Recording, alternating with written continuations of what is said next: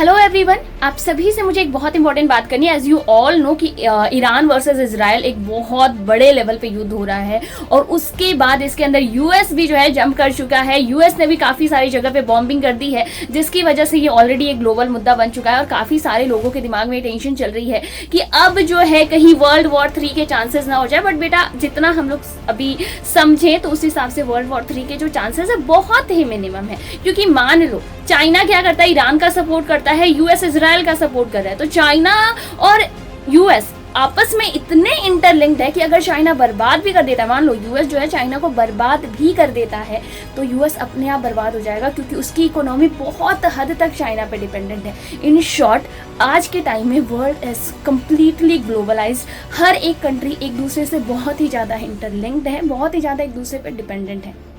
तो अब ऐसी बात है, कोई भी कंट्री खुद की बर्बादी तो नहीं चाहेगी। बाकी ये वीडियो आप लोगों के लिए कुछ और इंपॉर्टेंट बात बताने के लिए है बेटा। हाल ही क्या मतलब, ऐसा समझो रिसेंटली जो ईरान के सुप्रीम लीडर है उन्होंने कुछ अनाउंस किया है कि जो स्ट्रेट ऑफ हॉर्मोज है इसको बंद करने की बात हो रही है। ये इतना बड़ा मुद्दा, इतना बड़ा ग्लोबल मुद्दा, ये कैसे बन रहा है उसके बारे में मैं बताती हूँ बेटा। ये रहा स्ट्रेट ऑफ हॉर्मोज, कहाँ पे है ध्यान रख लीजिए। जो गल्फ कंट्रीज है जैसे ओमान, यूएई, कतर, ये पूरा एरिया दिख रहा है यहाँ पे, जैसे इराक, कुवैत, ये वाला एरिया। यहाँ से वर्ल्ड का 20% जो पेट्रोलियम है यानी ऑयल है वो यहाँ से एक्सपोर्ट होता है, ठीक है। बट अगर इसको बंद कर दिया, यानी 20% ऑयल एक्सपोर्ट के लिए पूरा घूम के यानी लंबा रास्ता लेकर जाना पड़ेगा। लंबा रास्ता लेकर जाना पड़ेगा तो बहुत ज़्यादा फ्यूल लगेगा, बहुत ज़्यादा फ्यूल लगेगा तो वो प्राइसेस आपको अपने पेट्रोलियम के ऊपर देखने को मिलेगा। यानी कि अगर यही रहा तो हमारे जो पेट्रोल के हैं, डीजल के, इनके जो प्राइसेस हैं बहुत हाइक हो सकता है। तो होप ये जितने भी टेंशन्स हैं